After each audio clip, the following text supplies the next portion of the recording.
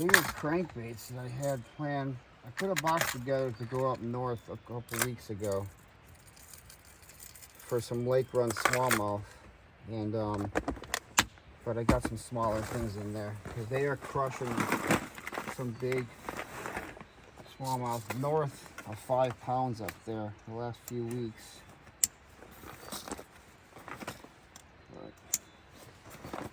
You try down here. Let's see what we get. Look at that, the big tree came down. Look at all this stuff. Look at see all the vines. I was down here about a month ago, and that tree had fallen over here. We got tangled up in these vines, and that last blowout we had, look how the water was probably up to here and stretched these vines out from that tree that fell.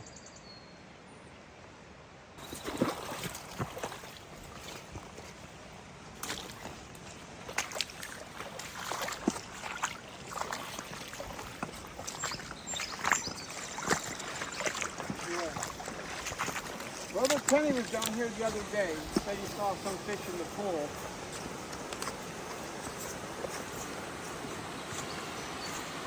It is low. The landscape, the bottom of the riverbed has changed right here. You got more, it's more dug out. It's filled in. There used to be a shelf rock right there. It's filled in with gravel. So, I don't even see it, the shelf rock.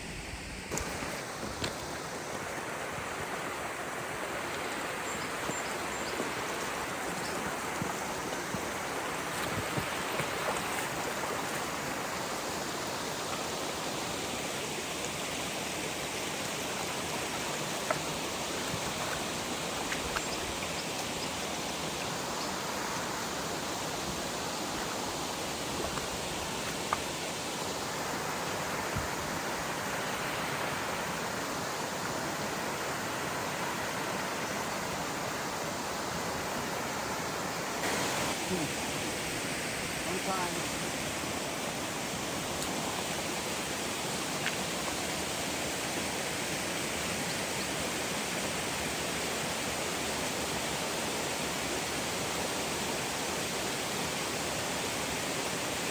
Yep. A few short months ago, I'd come down here and see 30, 40 steelhead in here. Holy hell. The water gets clear like this. Creep up like here, you get down low, you can see them. A lot of them like to have their backs out of the water, facing nose in the current, and then you spook them. This whole place is like a wave. There's so many fish in here. I'm not seeing no dark shapes. There might be one in here.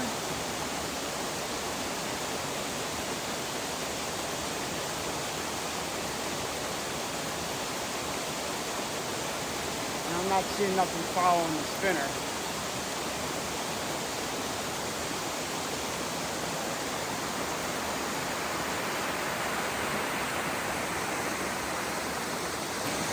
All this is out there. All these big rocks. I should go back and find some old photos from a few months ago. See, all this stuff wasn't even here. This is some stuff that probably broke off along the edges. It just come tumbling down. Even this log got pushed up.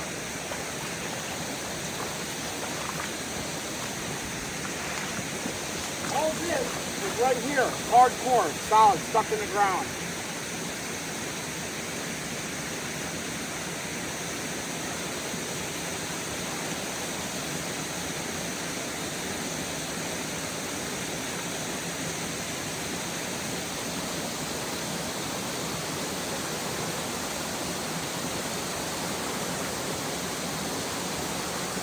I always wonder how deep it was out there.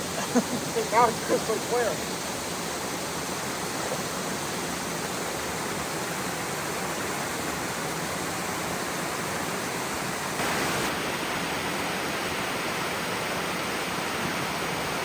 I'm not even seeing any fish.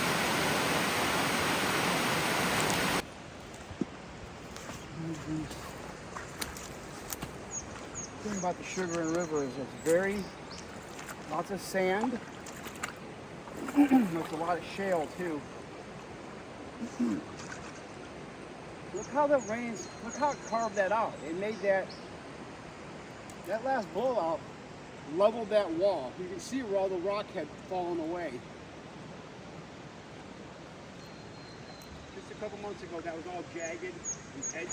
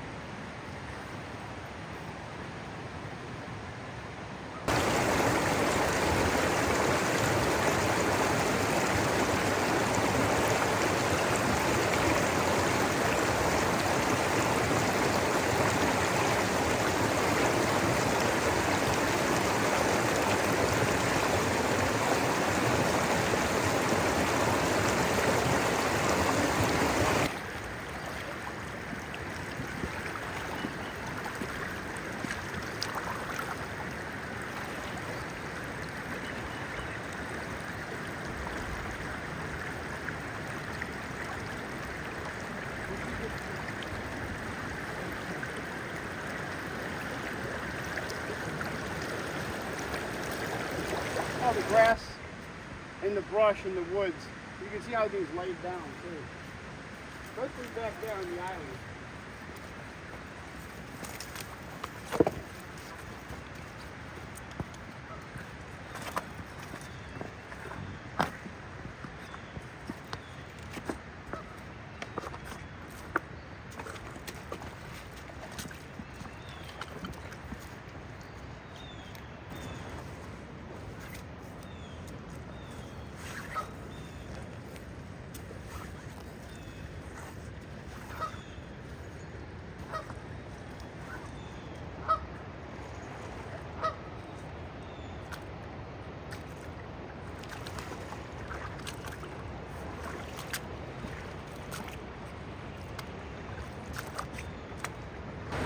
And I think this is an amazing place for early steelhead and midwinter steelhead, when they're going to call them.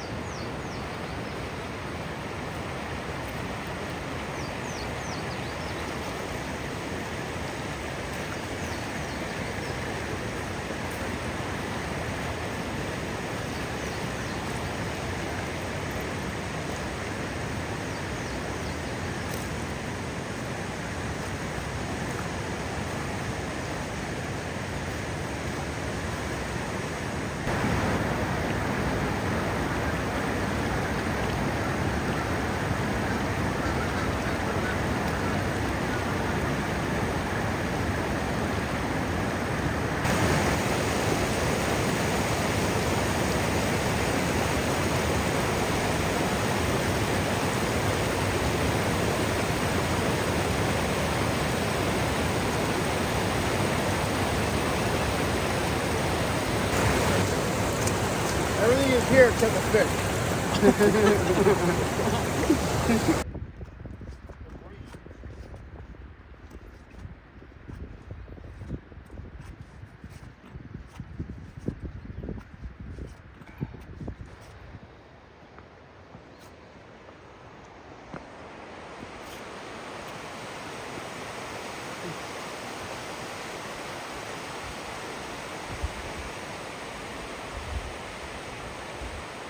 Trolling halfway down that hill coming down to Henry Church Rock. Yeah. And I had a fishing pole and there was a little pole off by a maintenance area over there. I was probably 15 or 16 years old. And I was just catching fish. Until I'm in a bucket. I had a fish tank at home. I was catching fish in there. Ranger happened to come by after what I was doing, looked at my bucket and saw that there were 6 brook trout 4 inches long. And that's when he explained to me that it's, you can't have a possession of them. So he dumped it back in, he educated me, and off I went. So that's when I found out about the brook trout here. The only other time I seen something like that was at the zoo, in the wolf lodge. Yeah. In that big tank. Yeah. So they're here, they're established. I caught them. And there's a lot of green sunfish and stuff. So. But if they're in here, they got to be in there because this is the flow to the main Chagrin River, which is right around the corner here.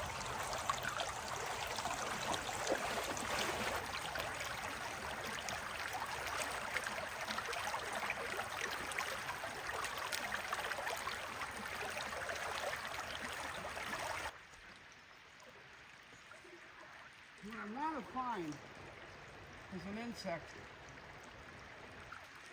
called a heldermite.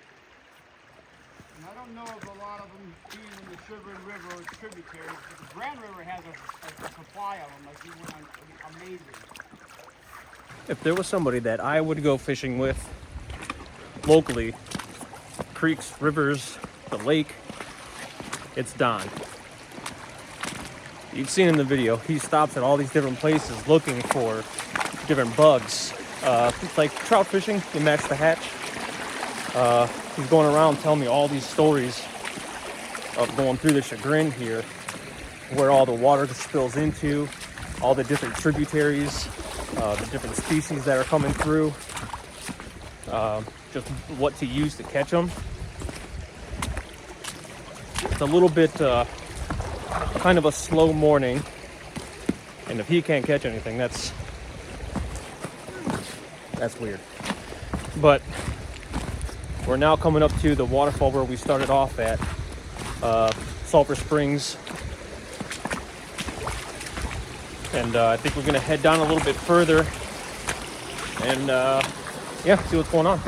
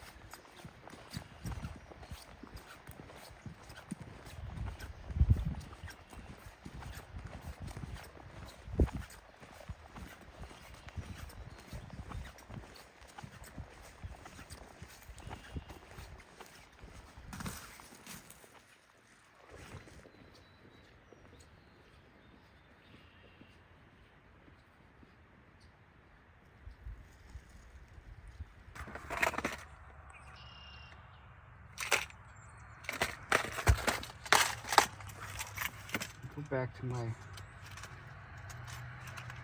Got some red in it.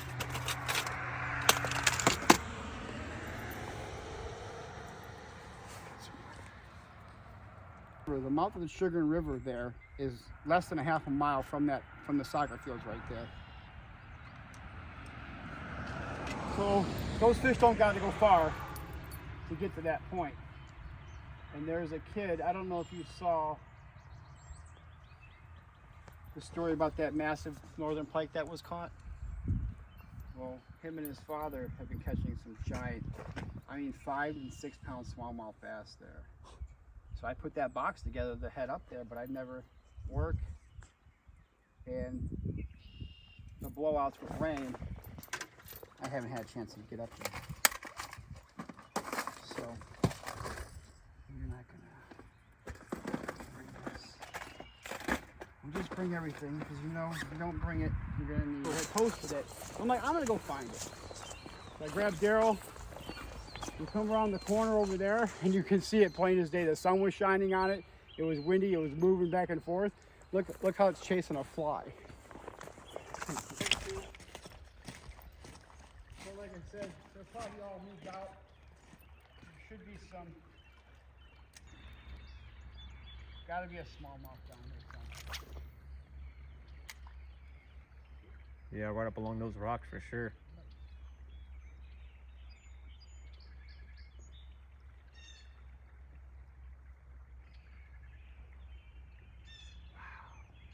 I'm thinking the first weekend in May. This should be filled with bass. All the parts are here. All the pieces are here. You got rocks, you got sand and gravel, you got debris in the water, logs.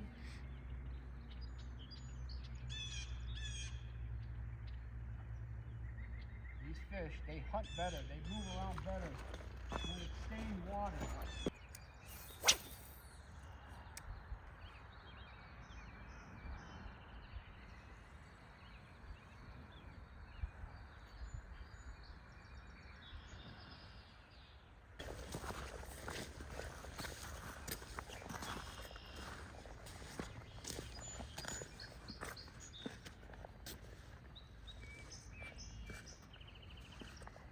Here it's very deep around this corner right here.